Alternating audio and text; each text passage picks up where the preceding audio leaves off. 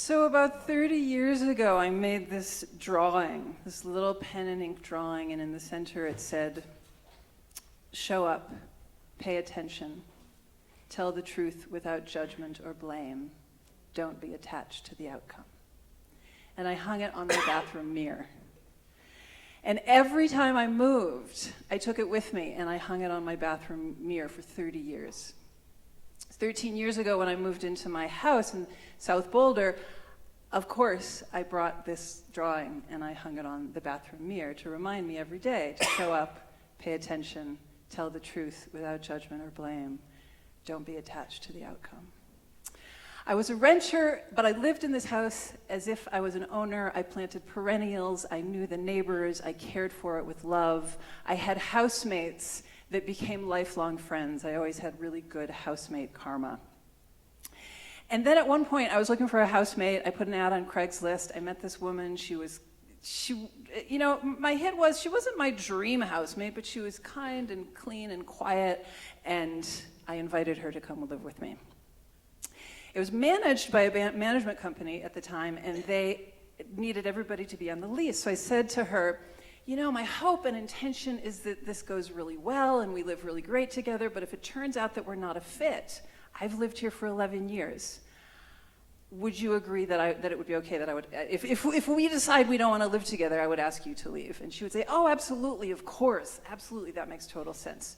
So she moved in, and a little foreshadowing there.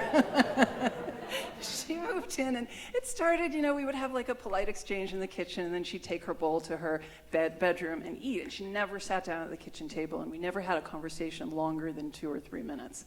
And this wasn't really how I wanted to share my space, but it was workable. And then we started to have some conflict about the lights, about the heat. And we'd try to work it out, and it never worked out. And for me, conflict has always been a doorway to deeper connection and an opportunity for more intimacy. But our conflicts led to more conflict and more adversity, and it started to become very uncomfortable in my home.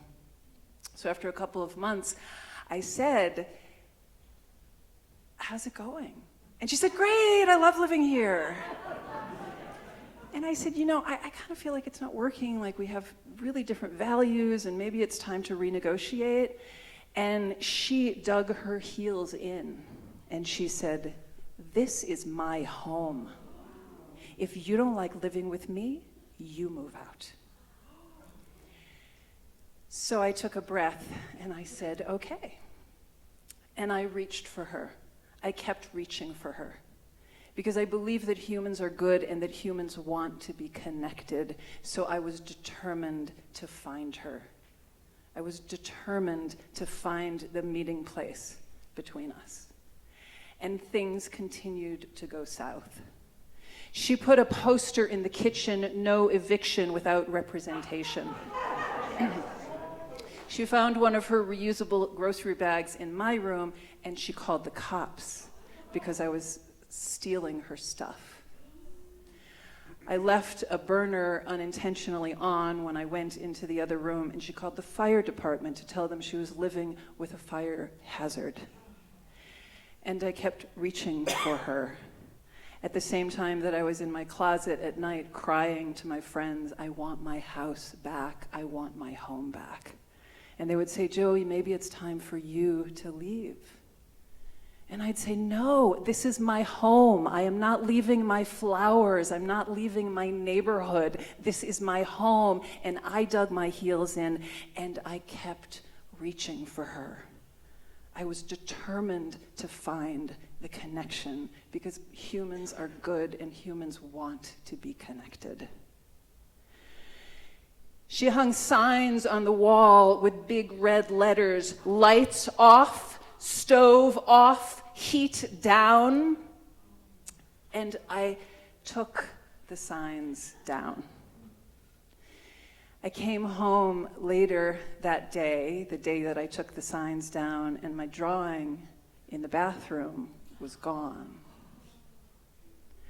And I approached her and I said, "My drawing in the bathroom is gone." And she said, "You took my notes down, I took yours down, And she looked at me and she said, "This is a warning.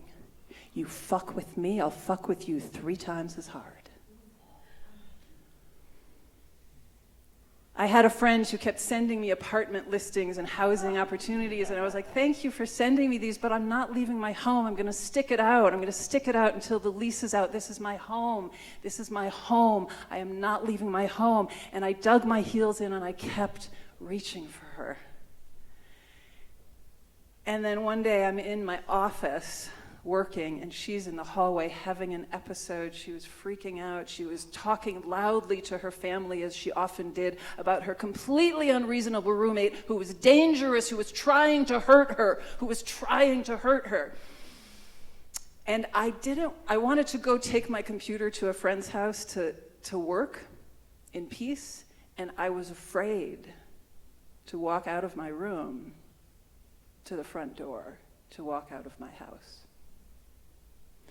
And in that moment, I got a text from my friend Jenny, who had been sending me housing, and she said, "Jules is looking for a housemate at Nyland." And I said, "Thank you, but I'm not leaving my home."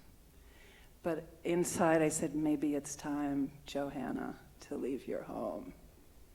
And still I'm digging my heels in, and I don't want to leave my home. I planted flowers here. I don't want to leave my home.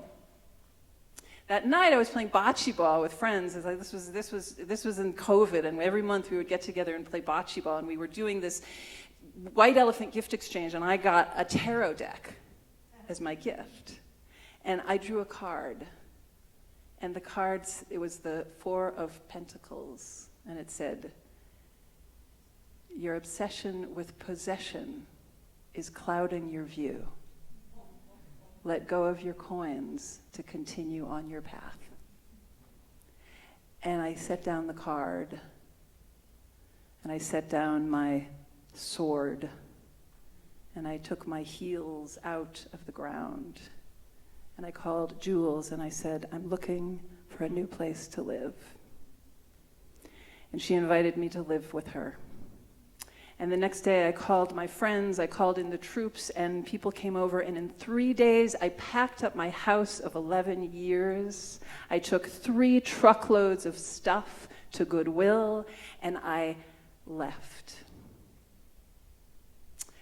And I found a place where humans are good and humans want to be connected to one another, where I planted flowers and I play with children. And a friend of mine had found a photograph she had taken of the drawing, and she sent it to me. She printed it out and sent it to me, and I hung it on the mirror in my bathroom to remind me to show up, pay attention, tell the truth without judgment or blame, and don't be attached to the outcome.